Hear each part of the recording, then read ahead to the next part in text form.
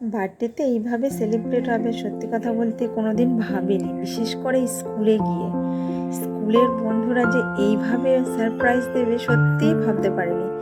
কি যে বলবো আর কি ভালো লেগেছে সেটা মুখে বলে বোঝানোর মতো না। সোনালি এই যে টুম্পা, এরই সব বুদ্ধি, এরই সব আয়োজন, আর সবাই মিলেই ওটা করেছে। 3 সেপ্টেম্বর ছিল সোনালির বার্থডে, আর 5 সেপ্টেম্বর ছিল আমার বার্থডে।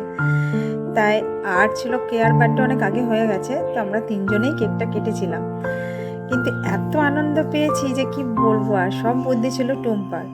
হ্যাঁ, আর তার সাথে ছিল সুতপা আর মৌমিতা।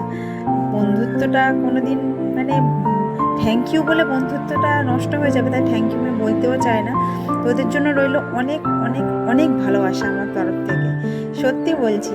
মানে এইটা যে এত বড় সারপ্রাইজ কোনো দিন ভাবতেই পারিনি, যেটা আজকের হলো। সত্যি খুব ভালো লাগলো যে স্কুলে গিয়ে এত তাড়াতাড়ি এত ভালো রিলেশন হয়ে গেছে সবার সাথে।